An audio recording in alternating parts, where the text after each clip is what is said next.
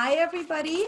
Today we have a very special guest with us, Prof. of the Third World People's Alliance, which is an organization committed to the liberation of the Third World and its diasporas from first world forces of colonialism, capitalism, heteropatriarchy, and environmental destruction. Thank you so much for taking your time to speak with us today. Do you want to introduce yourself a little bit more?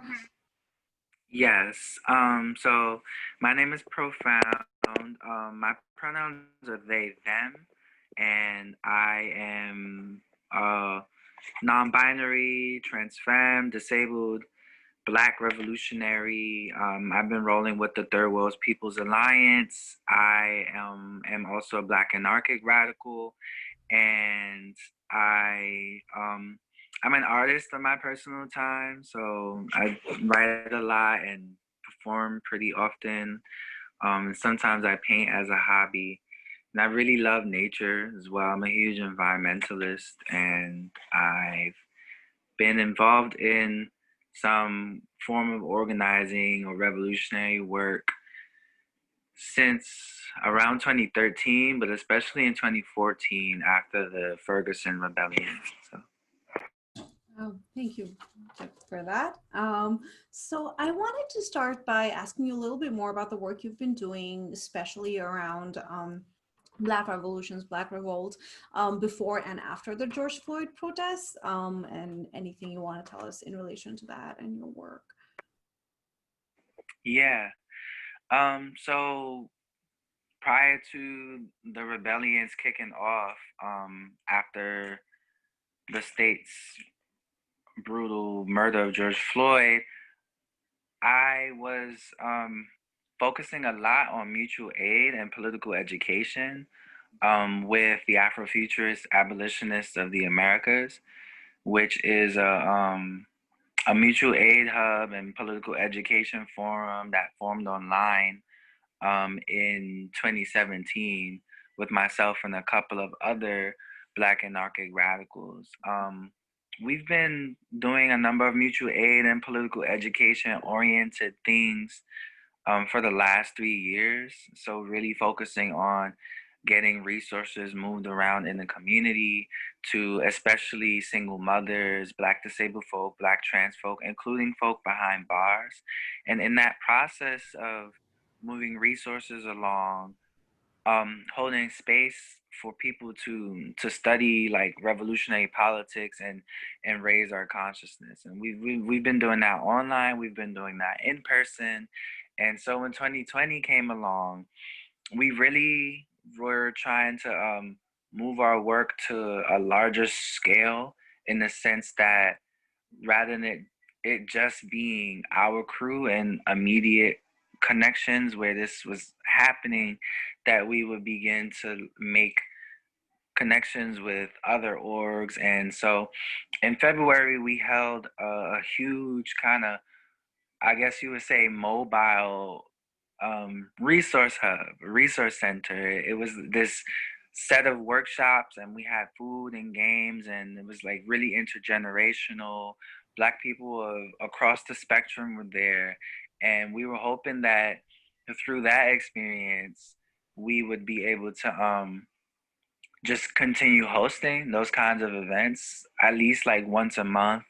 And but then the pandemic hit. The pandemic hit, I would say, a week or two later, and that completely just meant that we couldn't do that anymore because it was an in-person event, although it did have a virtual component, where people from other parts of the country and world were participating with us virtually. But now we couldn't have that in-person component, so we had to figure out what we would do to make sure that the mutual aid and political education work we were doing could stretch beyond our immediate forum to other people, but virtually. And so we just started to get creative with what it meant to host these experiences and sessions online. And so we just started experimenting with a number of different things. So some of it was like, while playing video games with folks virtually, then using that moment as like a political education session. So there was this really fun underwater video game, and we were using it as a way to like talk about environmental racism and stuff like that. So that's an example, and really just amping up how much political education we were doing more regularly, especially since everybody was online. And this is when we started noticing that mutual aid, quote unquote, was becoming a buzzword. We started noticing that like liberals and white people and politicians were starting to use the phrase. And that's when it became clear that in this particular moment, during the pandemic, anarchy was going to get more attention by the state. And I just say that now because I think that that's going to be important to the shape of everything else that we talk about in this call. Um, and then the George Floyd rebellion hit, and I would say that all of the rebellions that have come after that really prove that inkling. And not to say that all of these rebellions are anarchistic, but from these rebellions we have seen an increased criminalization of anarchy, and we think that that's important to understanding the shape of Black struggle today. And why we think that this is important is because when these rebellions happened, more people began to look to myself and other Black anarchic radicals for guidance on how to put together demonstrations that were not reformist, how to put together demonstrations that really were thinking about the security and safety of the people at the demonstrations, especially Black trans folk and disabled folk, how to address abuse within revolutionary movements and within radical organizations in ways that are not effectively addressed by people who put themselves out there as the organizers, as the activists to learn from.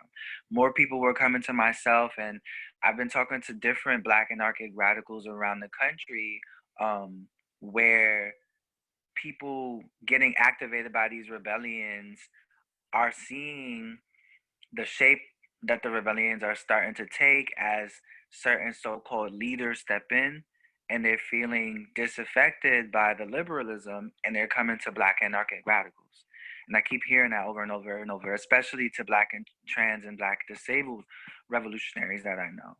And so just throughout that entire time, it's been a lot of continued political education, continued mutual aid work, but also a lot of continued support for the self-organizing that's happening, support for the way people are getting activated, through providing insight, because people are coming to us for insight, and providing knowledge from the Black radical tradition, because people are coming to us for that.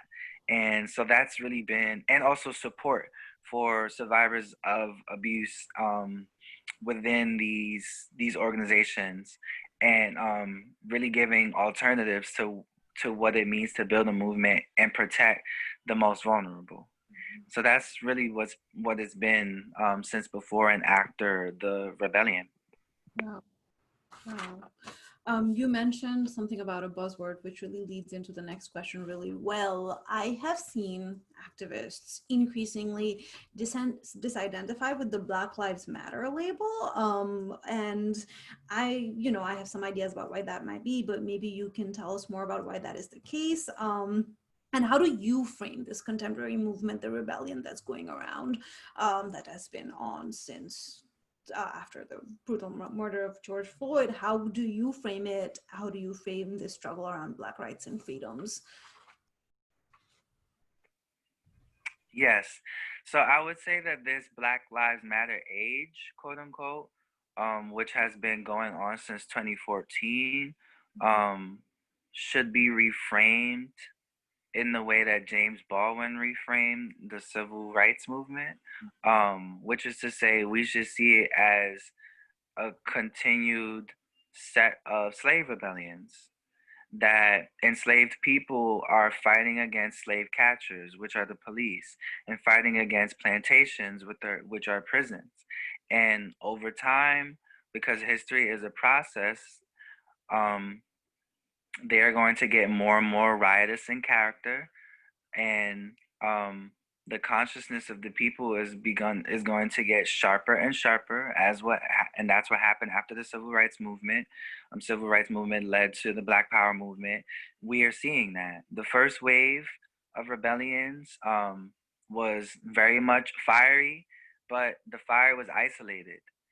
And now we're in a moment where it's not as isolated to certain regions, that it has moved beyond just the Rust Belt and just the places that were left behind by the democratic establishment throughout the Obama years and before that. Like that's where the fires were popping off, and rightly so, because those are the places where people never got to experience this so-called multicultural delusion, and so it made sense that in 2014 that we had a Ferguson, we had a Baltimore, but now during the pandemic, now everybody got a direct witness to the fact that this system is really not for us. Like, so many people watched hospitals ailing during the pandemic, but then saw that the government like bailed out these corporations and stuff. They watched these industries fail, but the rich people still didn't lose their money. So how and and it's because the government stepped in. So it's like people are seeing, okay, yeah, Dow Jones or whatever went down for a little bit because none of us were working. So people saw that they make their profit off our labor. They saw that. But then they also saw that the government was like, well, in the interim, we're going to give you money, and didn't give the money to the people. People saw that. People saw also white folk protesting the quarantine, and they saw white folk partying, and they saw white people going to beaches, and they saw white folk continue to take planes. Meanwhile, the parks in the hood were chained and closed. Meanwhile, we were being hyper policed. Meanwhile, it felt like martial law was being imposed on us. And that's where a lot of the conspiracy theories people talk about in the hood came from. For Black people, it felt like martial law was being imposed. We saw that. And so it's like at this point, okay, no, we're going to fight back.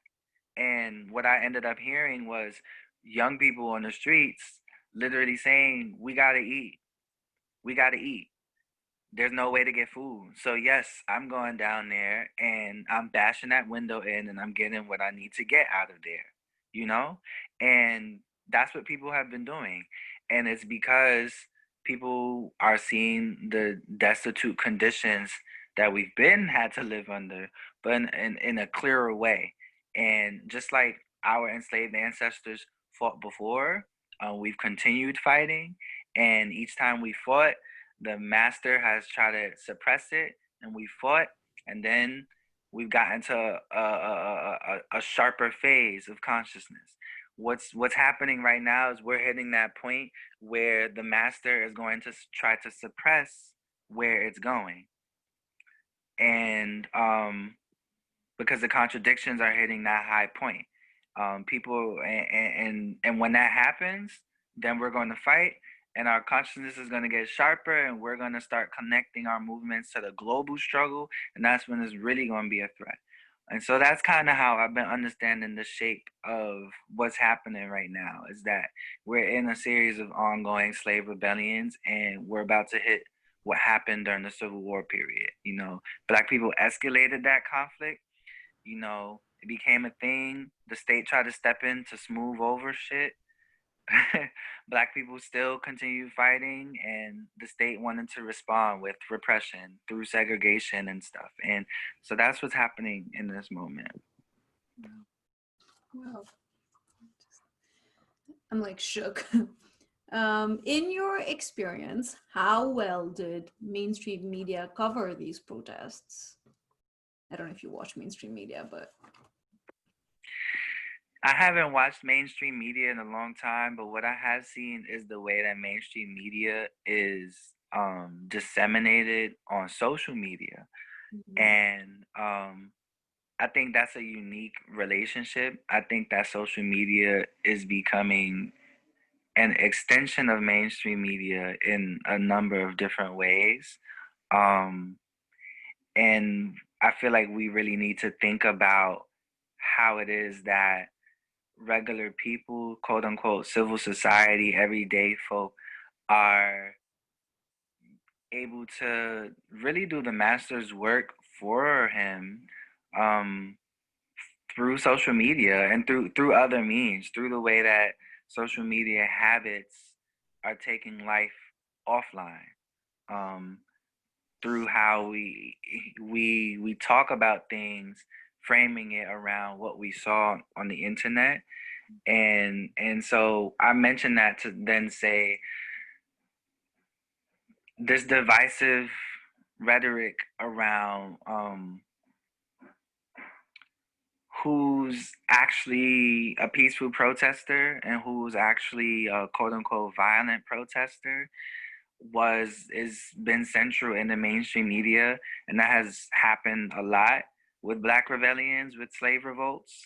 But then now social media comes into play, and people are hearing these narratives and responding to it, and some people are agreeing with it and others are not. And then offline it's the same process, and it's all filtered through a framing that mainstream media introduced for us. Nobody's framing the rebellions around the Black radical tradition, around our struggle as Black people around against capitalism. That's not the starting place.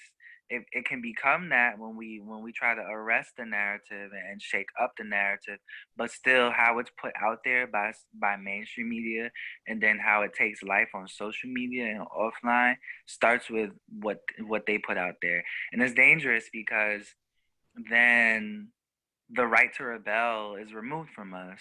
No longer are people understanding that right is the language of the unheard, as Dr. Martin Luther King Jr. said, but also no longer are people trying to understand that these rebellions didn't come from nowhere, that history doesn't exist in a vacuum.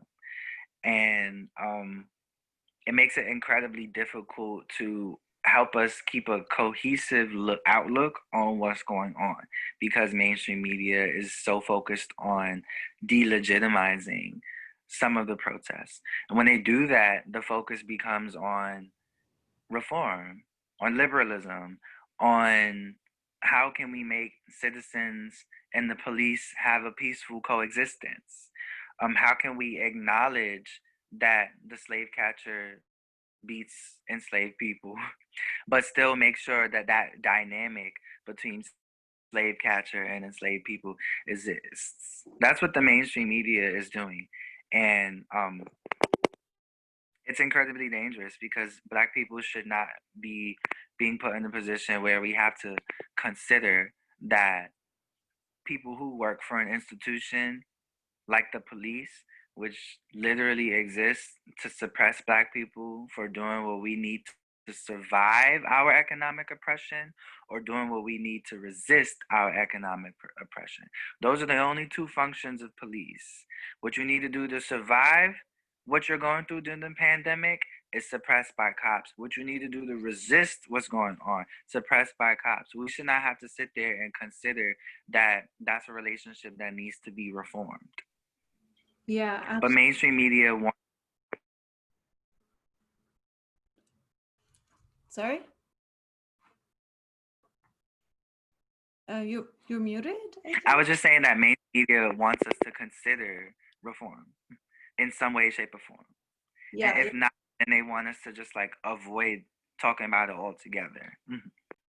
yeah, so that's a very good point, right? That you talked about the narratives, the framing around like how to peacefully coexist with essentially these like oppressors, these slave catchers, as you were describing them. And then there is the matter of what they're not reporting, right? So what did you see happening, let's say, out there in the actual protests that were being suppressed from either mainstream or online media? And we can transition to talking more about social media in a second. But I'll also just ask the next question, because these might like play out together, because you already spoke to some of this. Like, in what ways did you see the media, any form of it, spreading COPaganda, right? Propaganda that clearly is coming from the institution of the police to create these narratives that you're describing. So what was not being reported, what was not being covered, and what was deliberately being covered as propaganda to create specific narratives that support the institution of policing. Yeah. Well, one of the things that's never reported is the fact that at any rebellion, there are black people who, when looting, quote unquote, which is really just reclaiming the fruits of our stolen labor,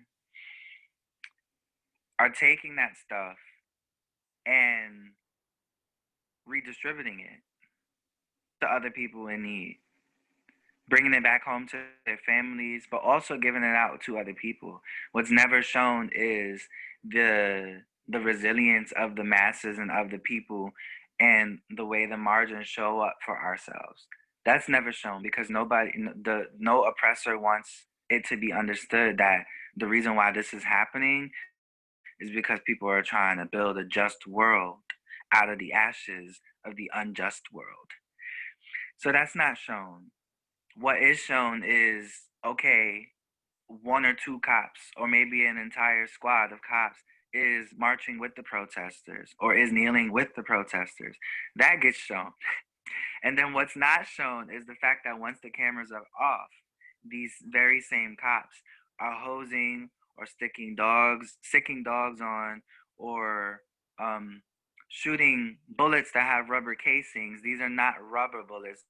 These are bullets with rubber casings at people, and enacting other forms of violence. That's what's not shown. That's what's not shown. So it plays into propaganda for the cops, because it makes it seem as though they're the good guys, and that they are quote unquote nice, and that they're actually here for the people, and that the people simply want violence for violence's sake, when really the people are responding to violence on multiple forms: economic violence, gender and sexual violence, because the police uphold that. They do not address it. They're responding to racial violence. They're responding to ableist violence, because the police definitely uphold that, especially in a country where over 50% of the black folk killed by cops are disabled. And they're also responding to the immediate violence of the police officers who are harming them. They're responding to violence in our own communities that have been taught to us by the master. Abuse of our children, abuse of women and other marginalized genders. That's what people are responding to in these rebellions. That's what's talked about in these rebellions. That's what people are trying to come up with the strategies to address in these rebellions. That's what people are trying to fix when they loot and they move resources to the most marginal through these rebellions. It's all self-defense. That's not what's shown. It's all community defense. That's not what's shown. What's shown instead is this idea that the cops are heroes. Oh, yeah, that's just liberal media. And I mean, people, I'll just ask you this like quick follow-up. Like, there's this idea, especially amongst, people that are in like hyper liberal woke spaces, that all of this is being propagated by Fox News or like conservative media or like the Trump clan. But I mean, a lot of what you're describing is done by liberal media as well, and they're really almost at the forefront of creating these pro-cop narratives, these narratives about violent protesters that are not looking at the reality of the situation. And if you wanted to speak about, I wanted to see if you wanted to speak about liberal media and their complicity in promoting this sort of narratives. Yeah. Well, I'm in big agreement with Malcolm X, who says basically that the conservatives in this country, or the Republicans, are like the wolf. The wolf is chasing you, and the wolf is ravenous, and you know that the wolf is ravenous. The liberals are the foxes. Foxes are doing the same as the wolves, but foxes are wily. They're tricky. They're sneaky. They can fool you and smile in your face. And so it's very easy to point out the fact that Trump is pushing law and order. Trump is very much Reagan. It's very easy to echo the same critiques that the Black Liberation Army was making when they wrote Message to the Black Movement. about um, how the conservative establishment is responding to an age of protests now. It's very easy to do that because there are clear parallels. There are clear parallels. Just like with that presidency, the white American populace is demonstrating their reaction, is demonstrating their investment in the spoils of empire that the U.S. gains off the backs of Black people globally. Um, it's very easy to make that apparent to people. What's difficult is for them to understand that left wing, right wing in this country are two wings of the same war hawk. It's very hard to show them that the blue party is also keeping this violent machinery afloat. And so it really takes a radical analysis to expose the lies and the dangers of how the liberal media is moving through things. And one of the main things that I often do is just really drive home the fact that if their politics were sure and solid, they would not need to co opt and pander to and try to reference and siphon off of radical traditions. It must be obvious that radical traditions have a resonance with the masses and the people on the margins. It must be obvious that radical traditions are identifying something that the people see wrong with the society. So much so that people who don't want to change this society have to pluck from those traditions and water them down in order to get people to shift their attention off the problems and shift it onto helping them with their pockets.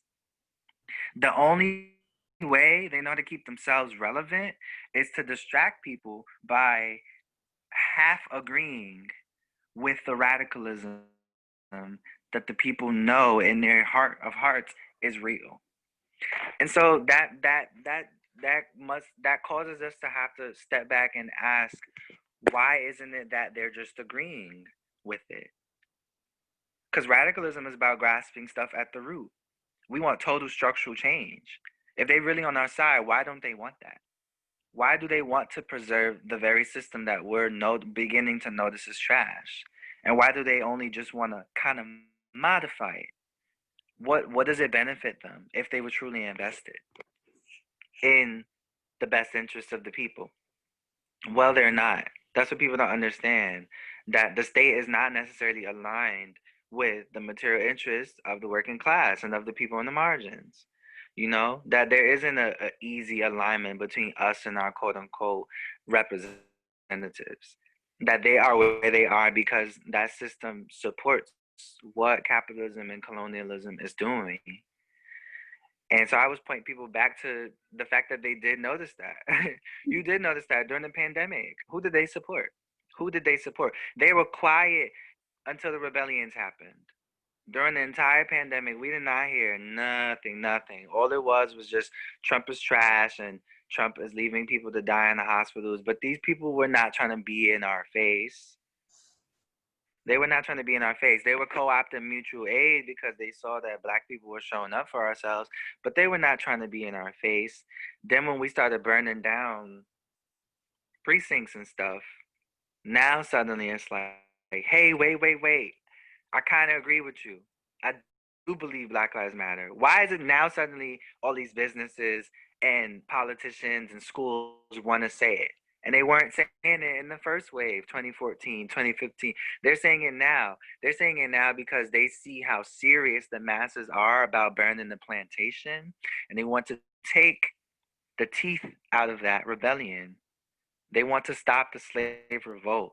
They want to, as Lincoln wanted to, preserve the nation.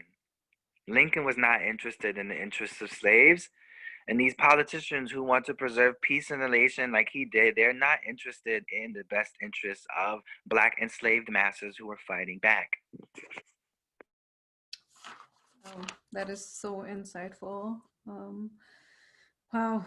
So this just leads into, and you've probably already spoken to this quite a bit, but if you have anything more to add, what is the relationship, do you think, in this country between law enforcement and mass media, in the US specifically? How are those two groups sort of interconnected? Law enforcement is using both the news media as well as films and television shows, and also just small social media videos where they're like dancing in the park with kids or in a classroom with kids, and other things of that nature to really get Black people to not accept what we feel inside, which is an antagonism against cops. Even Black folk who are not politicized resonate with the idea of FTP, resonate with that NWA song, you know, like, because we're on the front lines of a lot of economic violences where we know we're doing things to survive our oppression. And instead of society helping us survive, society seeks people who can kill us after us. We recognize that that's an antagonism. Like, you say that you're trying to solve XYZ problems, but you're not. You're just trying to suppress me and doing what I need for my grind. People recognize that, especially people who are in the streets, people who are most at risk for being put in jail. We reckon the cops are not here for us. And the media the media helps the police keep us from really taking that conclusion to its logical ends. Its logical ends is an abolitionist politic. Its logical ends is an anti-capitalist outlook. Its logical ends is an anti-colonial outlook. We have to study to get ourselves there. They want to put distractions and miseducate us so that we won't take the time to really study that and really unpack that feeling of antagonism against the cops. That's how they're helping the police. Um, so one thing that I personally saw is a lot of footage from around the country of cops engaging in violent behaviors against peaceful protesters. But the mainstream news like CNN or NBC were only showing like very few of these clips, and they kept focusing on clips that showed cops kneeling. You already spoke about that, right? Or like marching before like they would do something more brutal. So do you see, this is like, you've talked about social media a couple of times. What I'm going to go towards now is that, do you see social media as a vessel of truth in this time when mainstream media has been heavily politicized? Because, you know, those clips, those really brutal violent clips where the cops were really engaging in just like horrible fascist violence were mostly just on social media. So how do you think that enables the like ability of truth to be disseminated amongst the people? Okay. I think the rare instances where mainstream media is following social media with looking at those um, forms of violence is part of the project whereby our class enemies want to frame quote unquote bad cops as an anomaly in the system. They want to just make it sound like it's a few bad apples when really the entire brunch is poisonous and will not just put you to sleep but kill you. They want to frame it as a few bad apples. So on occasion, then, to keep you thinking that, they will look at these instances. But really, the folks paying attention to the fact that like it's not just bad apples have been the people. And that's been the case in the grapevine for however long Black people have had to confront with police violence. But in the social media age, now we have the ability to record narratives and disseminate them widely in a way that we haven't. So this issue ain't come out of nowhere. It's just now we can turn cameras on our phones to really highlight it. And it's not so much disseminating a truth as it is opening a window or doorway to something that we've always known to be true, so that we can try to get other people to listen to our stories. That's what folk have been trying to do. That's why they turned the cameras on the first time. And that approach is kind of what we've been stuck in this entire time, is just using these social media videos to get people who aren't listening to listen to us, because we don't need to tell ourselves that this is happening. We've already known that. So it's really about witnessing to those who are more insistent on framing it as a bad apple problem on the ground, when trying to get other folks to be as woke as we are. That's what it has been, and that's where it's at.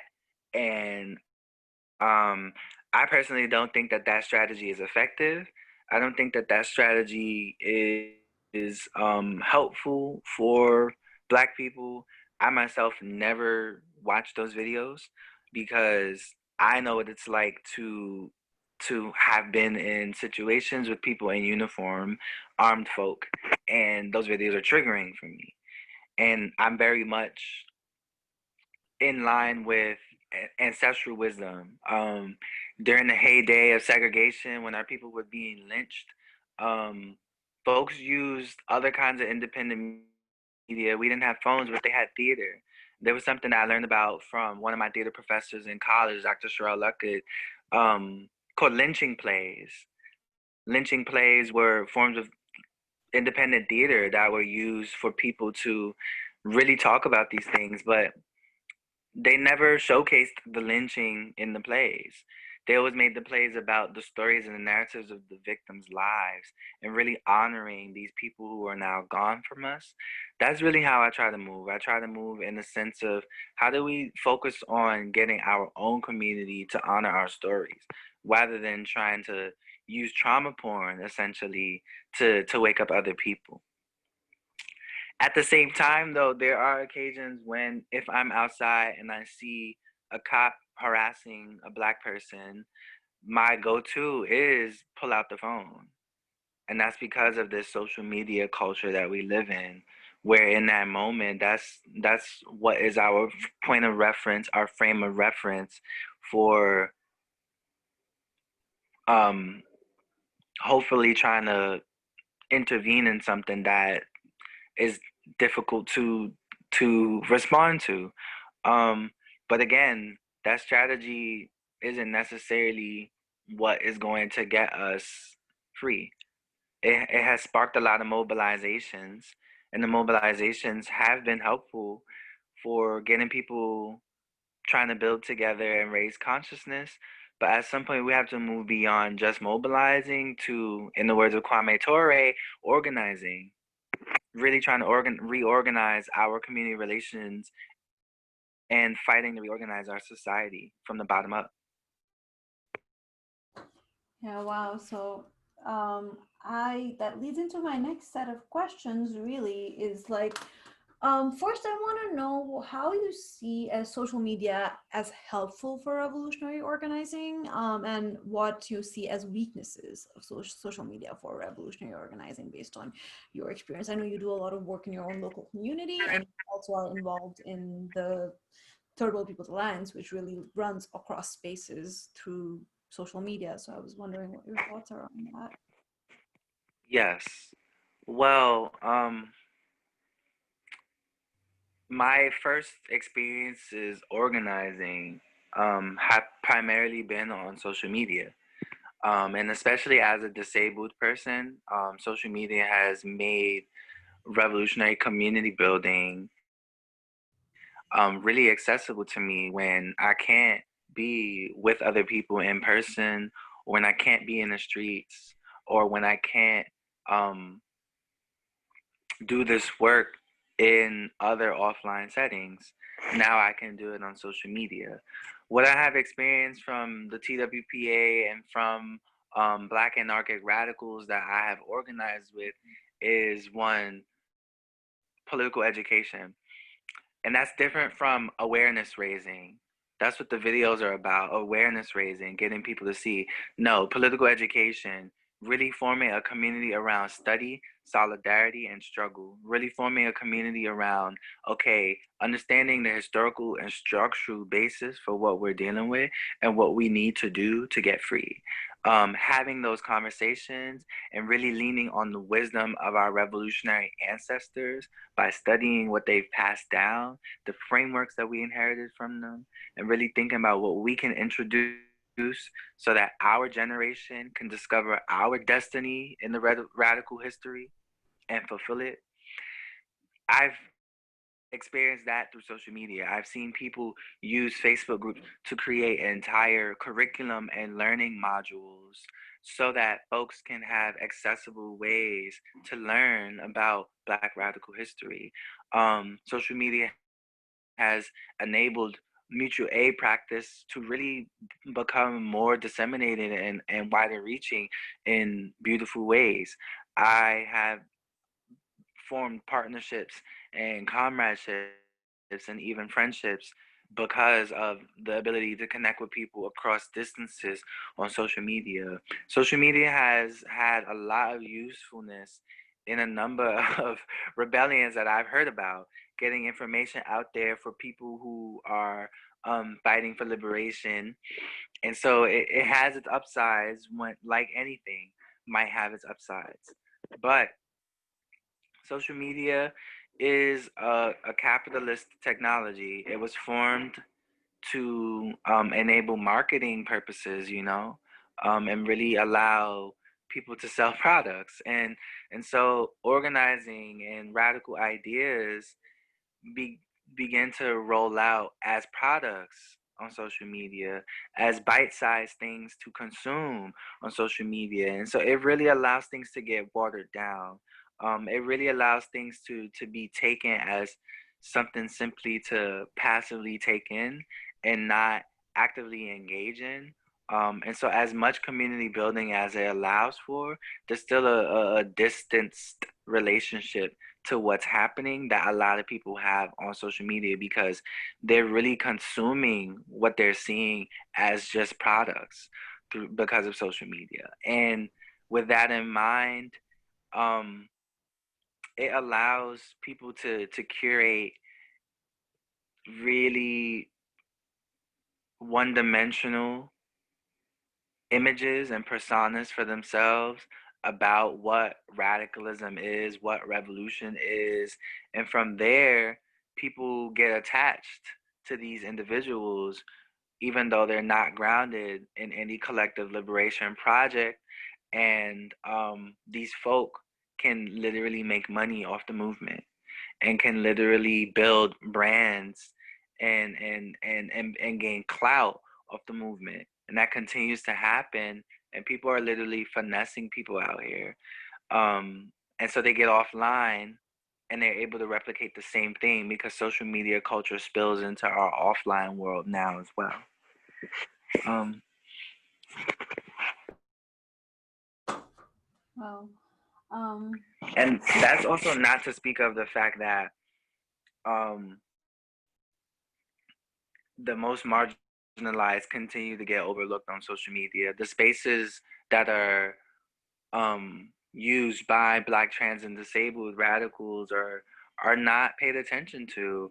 These are not the stuff that people want to consume, but that's also because those are things that are really solid and consolidating around something serious because we have to at the bottom of the lower hierarchy. We have to. And there's such a huge risk for doxing and the way that fascists and other hateful people can use social media to harass people and get people hurt that are a huge risk, especially when you're a threat.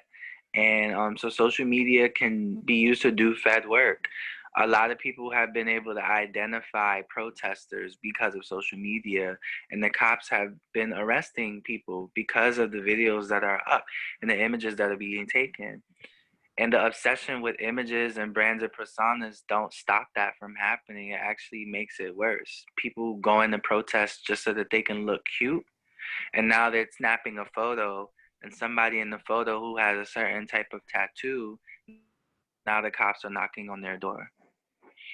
And so social media can really become a counter-revolutionary force in some very serious ways for really marginal Black folk and folk engaging in the rebellions right now. So we have to be very careful. Something that we're always saying in the movement that I ground myself in is really just move in silence. Try to be careful with how you're using it and get on top of security. Get on top of security. How can you conceal what you're doing and keep yourself and other people safe? Oh, wow. That also answers my next question of how can people use social media better? So safety and security. So this is the last question for you, and it's a little bit based on the specific reading we're doing in class. So I'm just going to read this out loud, and then you can tell me your thoughts. So we are reading a book about the Arab Spring revolutions that happened in the early 2010s, and this book is by this Iranian sociologist, Asif Bayat, called Revolutions Without Revolutionaries.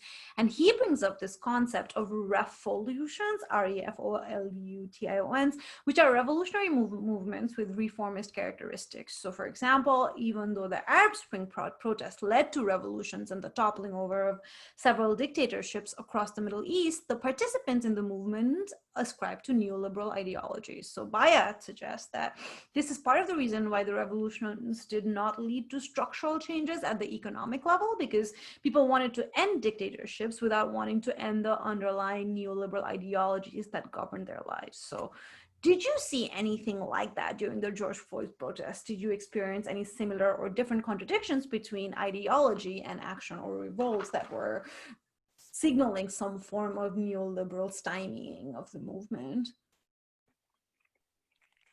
Well, the way I see these revolts again, I see them as slave uprisings. The history of anti-slavery has never been ideologically cohesive. Black freedom struggle through slavery, through against slavery and through abolition has had reformist elements and has had revolutionary elements. Out of that, we get Black nationalism, similar thing, bourgeois elements and revolutionary elements. We get other people's movements, queer and trans liberation, disability justice, and it's the same thing. There are bourgeois elements and there are revolutionary elements.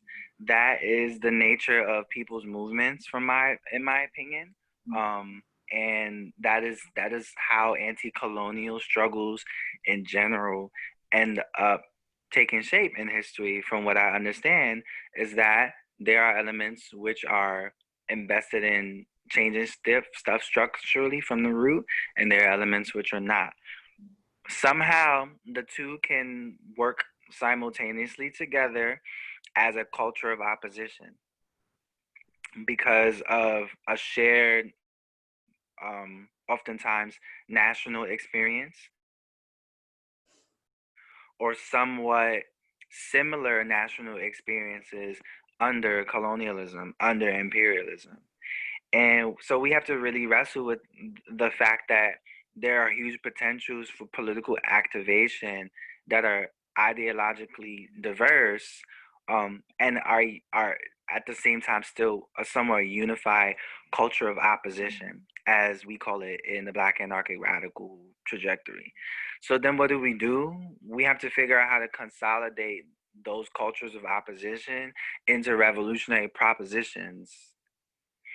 That means recognizing that, yes, we must struggle ideologically, but there are infrastructures in the self-organizing, and there are tendencies which are useful to the struggle, which are useful to the dialectic.